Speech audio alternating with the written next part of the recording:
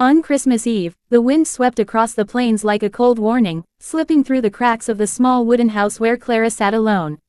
The lamp on the table flickered weakly, casting long shadows on the bare walls.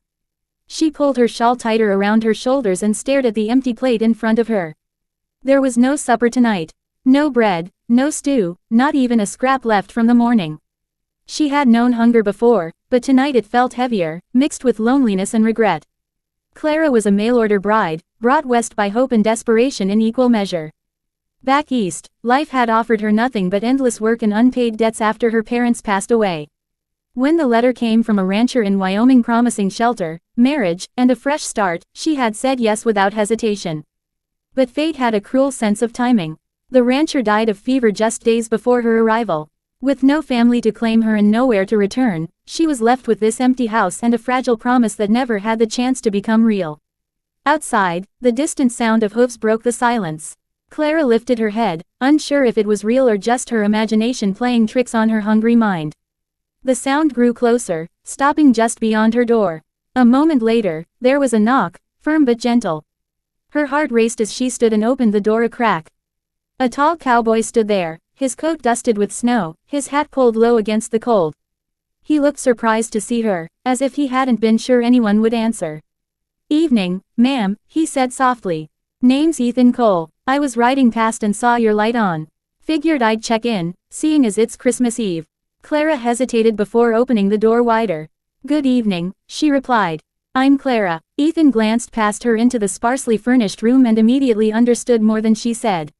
His eyes softened. "I didn't mean to intrude," he said. Well, no one should be alone out here tonight." She gave a small, tired smile. "You're not intruding." Ethan removed his hat respectfully. "I brought some supper with me. Was planning to eat by the fire on my way back to the ranch, but, would you care to share it?"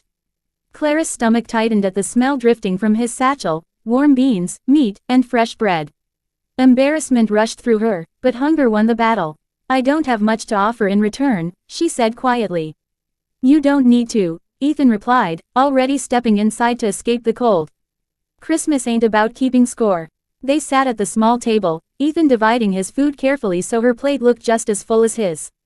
Clara ate slowly at first, savoring each bite, afraid it might disappear if she rushed.